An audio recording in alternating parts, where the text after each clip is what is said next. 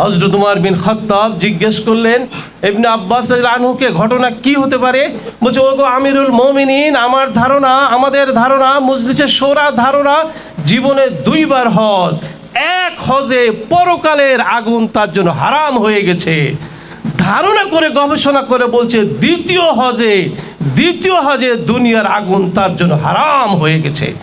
কাজে যেখানে হজ নেই, যেখানে ওমরা নেই, সেখানে যাওয়ার কোনো ব্যবস্থা নেই, এর চাইতে সর্বোচ্চ আর ইসলামী দাওয়াত কিছু হতে পারে না।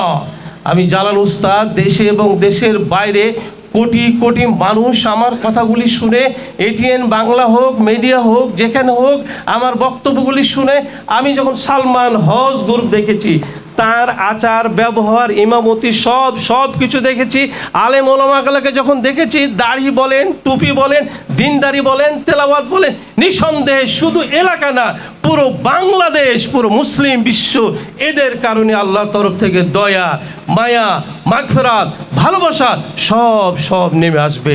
আমি অনুরোধ করব, আমি একটা হজ গ্রুপ করি, আমি অনুরোধ করব প্রত্যেকটা ফ্যামিলি থেকে, প্রত্যেকটা পরিবার থেকে, প্রত্যেকটা বংশ থেকে, এলাকা থেকে, যাতে করে হজে যাওয়ার জন্য এখন থেকে নাম লিপিবদ্ধ করে দেওয়া হয়। আসলে হজ যারা করবেন বা যারা হজ করে তাদের উচিত যে দেখে শুনে হজ। আমরা নিজেরা লজ্জিত হই, অনেক সময় অনেকেই অনেকভাবে আমাদেরকে এই যে খেদমত আমরা করি, আল্লাহর মেহমানদের খেদমতের কত কঠিন কর্মযোগ্য।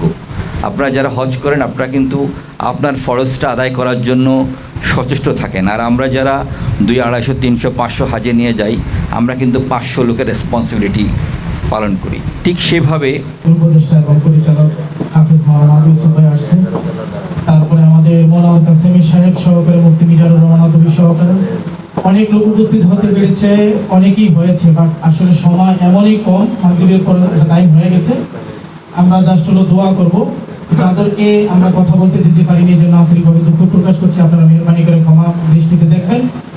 সালমান হজ গ্রুপের পক্ষ থেকে আপনাদের সকলকে মোবারকবাদ জানাই। ربنا ظلمنا أنفسنا وإن لم تغفر لنا وترحمنا لنكونن من الخاسرين ربنا فاغفر لنا ذنوبنا وكفر عنا سيئاتنا وتوفنا مع الأبرار رب ارحمهما كما ربياني صغيرا رب ارحمهما كما ربياني صغيرا يا الله আমরা কিছু গুনাহগার, না খান্দা না লায়েক, রহমতের সময় আপনার দরবারে হাত উঠেছি মাওলা, আপনি আমাদের উপর রহমত নাযিল করেন, রহমত নাযিল করেন, রহমত নাযিল করেন।